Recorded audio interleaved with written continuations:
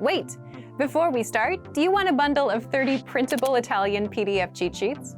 Teaching you words and phrases for conversations for free? Then click the link in the description and sign up for a free lifetime account to get access. Hello everyone, welcome back to ItalianPod101.com. My name is Daisy, mi chiamo Daisy, and today we're gonna talk about the working culture in Italy. La cultura del lavoro. La cultura del lavoro. Cultura, culture, and lavoro, job, work in general. Lavorare is the verb to work. Lavoro is the noun. Let's start with the typical working hours that go from 9 to 6 p.m. with 1 hour break in between. That hour break is usually from 1 to 2 p.m. because then you divide it 4 hours and 4 hours, right? And you have the lunch in between. La pausa pranzo. Pausa pranzo. Lunch break. Pausa pranzo is really important here, of course, because everything that has to do with food is important. So you usually have a whole hour or even more, but then people are not too happy about that because they have to go home later. So 1 hour is usually what you get. And you can either, so if it's a big company, you have the mensa, so the cafeteria. So you can eat there because they have to provide for a lot of people, right? Otherwise, if it's smaller, they may even give you ticket pranzo, il ticket del pranzo. Pranzo is lunch. So the lunch ticket, it's basically like a prepaid card. It's not a card, it's just really a ticket with a barcode, and you can use it at places they have some partnership with, or even some grocery stores have them. So you can also bring your own food and then use them to buy other stuff. That's also something that is allowed. It's just like a benefit that the company gives you. If you do not have one or the other, which depends, by the way, on the amount of employees that you have, because then you have to provide for either the mensa or the lunch ticket. If it's a smaller company even, you usually have, if you're lucky, a fridge, un frigorifero, and un microwave, un microonde, that you can use at your own convenience. Mind you that if it's a lot of you, you may want to discuss terms on that. And then you have a specific space if the place allows, like you have a specific spot where you can eat, or you just eat at your desk. But of course, you're free to go out. You have a full hour break, so you go in places around your office. And in fact, restaurants often have the menu pranzo, the menu for lunch, which is already made. Like you can just choose one or two options, but anyway, it's already set and for a fixed price. Also, nowadays, a lot of people do the takeout or the delivery anyway, so you can even have it delivered at your office, but that's not something that it's, let's say, organized by the administration. It's more like on groups of colleagues that decide on what to do, or even the single one. Otherwise, you just go to a bar. Mind you, bar is the one where you find coffee and other stuff, not only for alcohol, okay? And you get a panini, so a sandwich, un panino. So yeah, it really depends on the places, but usually that's something really valued, la pausa pranzo. Speaking of hours, usually they're not really flexible. Also because in Italy, you have to divide, like everywhere else, I suppose, like public offices and private ones. The public ones are even less, I would say, flexible in times because they have to provide a service to the public, right? Private ones may be a bit more flexible, but in general, they want to stick to this time. Also because everyone else is doing that. So if you don't do that, then it's hard if you have to communicate with some partners that you have, or if you have to talk to someone that is doing that thing, right? So you want to keep it from 1 to 2. And in general, also other times, like from 9 to 6, some may have a flexible entrance window. So maybe from 8 to 9-ish. And then you do 8 hours and you go home, depending on when you got there. But not a lot of them, because they want to keep it kind of standard, so it's easier. Also, like to prevent people complaining about other people and stuff like that. So, as I was mentioning, we have I lavoratori pubblici, public workers, lavoratori pubblici, or privati, private, privati. When we talk about companies, we say compagnia, or azienda, azienda, but that gives me the idea of big numbers. If I say ditta, that's also company, but like a smaller one, because I always think ditta familiare, family business, ditta familiare. Or also agency, like agenzia, that's also something that makes you think about smaller numbers, agenzia. But no matter what they are, they do have one capo, the CEO, can be il direttore, il presidente, so director, president. It's still what we would call capo, like with our colleagues, we would say il capo ha detto che, the boss said that.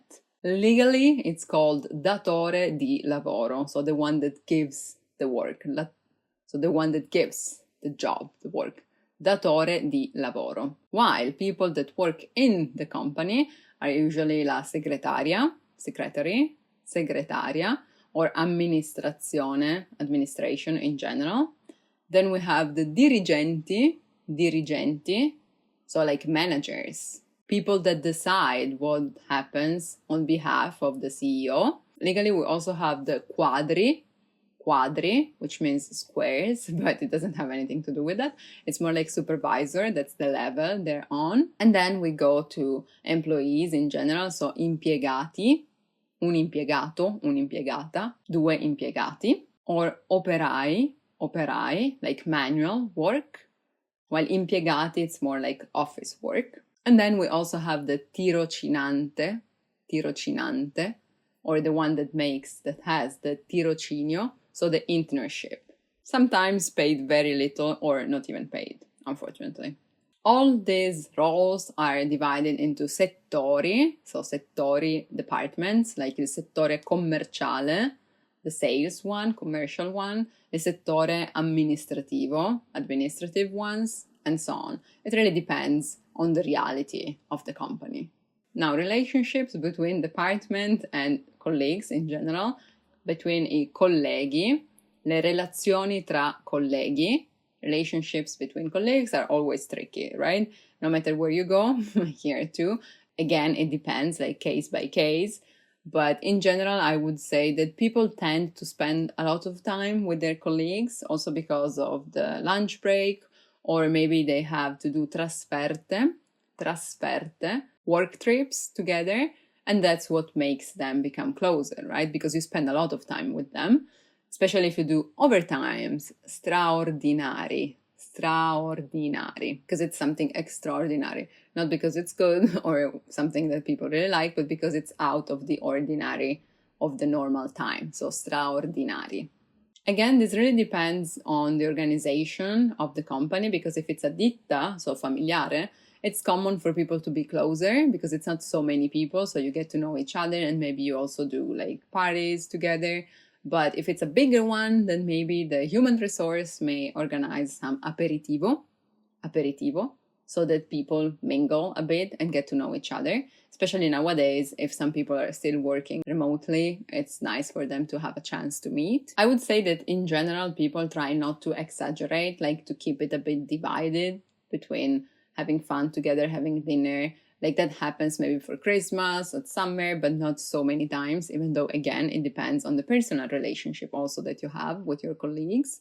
But people should not exaggerate in order to keep the work-life balance, right? Side note, in some places it doesn't happen, and that's also why I quit some of them. But anyway, that being said, work-life balance, it's still to be figured out, let's say, because a full-time job has 40 hours per week, quindi 40 ore alla settimana. And then you have to add straordinari if you need to.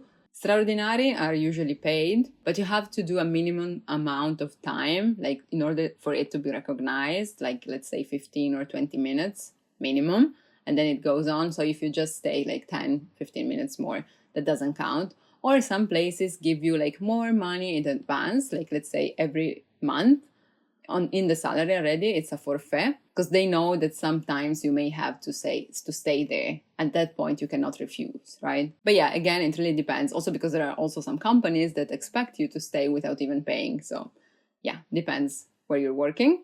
You do get days off, quindi giorni di riposo, but also permessi. It's a work permit, not that you have the permission to work, but that you have the permission to leave. It's usually around 100 and something hours per year. If you need to get, like, let's say 2 hours off to go to have a visit or something. And that's different from the holidays, which are supposed to be 2 weeks, quindi 2 settimane consecutively. So you have to put them together. So you have a break, total break from work, 2 settimane all'anno. But you also have to mature, that's what we say, devi maturare le ferie e I permessi. So when you start working, you don't have any. By time that you work, I think like every month you accumulate like 8 hours, let's say. It depends on the contract that you have, but the more you work, the more then you have days off, basically. So in the beginning, you may not have any, but it's also true that people usually try to compromise. Like if you need to have an exam, that's negotiable with the company, if they're human, at least. Then we also have maternità, so maternity leave, which is of 5 months, usually 2 before the delivery date and 3 after the baby is born. But you can choose depending on what you need, like if you have to rest more before the delivery date, or if you feel fine and you want to work till the very end, that's also okay. But you get 5 months minimum. Then if specific cases may have more. Quindi 5 mesi di maternità, 5 mesi di maternità. And you also have il congedo di paternità, so the paternity leave, congedo di paternità, and that's 10 giorni, 10 days. Again, in the 5 months before and after the delivery date, you can choose when to get them. We also have the sick leave, which is called mutua. So if you're sick, you don't have to use your holidays day, but you do have to have a proper certificate that shows that you are sick, and you get that from your doctor, and it's sent directly to the company so they know. And with that, you have to be at home. So there may be controls with people like coming to your house and be like, are you at home? Are you fine? Okay, cool. Not because they want to check on your health, but because they want to make sure you're not pretending to be sick, right? And then maybe at the Maldives, right? But yeah, that's everything that applies if you work for a company. Otherwise, you can also have the lavoro autonomo, so autonomous labor, let's say, work, and you take care of everything yourself. So you don't have specific days, you just have contracts on projects, let's say, and then you manage your time the way you want, of course. But the reason why I've been talking more about the full-time position is because that's what usually in Italy people want to go for, at least till now. Then nowadays, of course, things are changing, because that allows you to then have loans or mortgage or any way to have a more sure place in the world, or at least that's what people have been telling. And so people look for the contratto indeterminato. Contract indeterminato means that doesn't have an end. So that we're gonna work together forever, technically. So the contratto indeterminato is what it's harder to get, let's say, because some people may start with the internship and then un contratto determinato. So we already know when it finishes, and then you cannot have it like for more than 3 times or 2, like it depends on the level that you're working, but then the company, if they still want to work with you, they have to hire you, okay? So that's a warranty from both sides, because then you can ask for loans, mortgage, anyway, you know that you're gonna have that income every month, and the company also know that you're not gonna quit, like from today and tomorrow, because you do have to say it before, and it depends on contracts, but yeah, the contratto indeterminato is what helps both sides, let's say. Also, with the company, you have paid leave and everything I told you before, while if you work on your own, that's up to you. I know that was a lot of information, but I hope I gave you a general idea of what's the working culture in Italy. But if you have any specific questions, feel free to write in the comments and I will check and try to answer if I can help. If you want to keep learning Italian and Italian culture in the fastest, easiest, and most fun way possible, click the link in the description and sign up for your free lifetime account on ItalianPod101.com. I'll see you soon. Thank you for watching. Ciao ciao. Bye bye. Now that you're finished with this lesson, don't forget, as a free bonus, you get over 30 conversation cheat sheets, but only if you sign up via the link in the description. You'll learn how to have flowing conversations and how to answer the most common questions. You can also print out these colorful cheat sheets to keep as physical study material. So don't miss out on this free gift. Click the link in the description and sign up for a free lifetime account to get your PDF cheat sheets.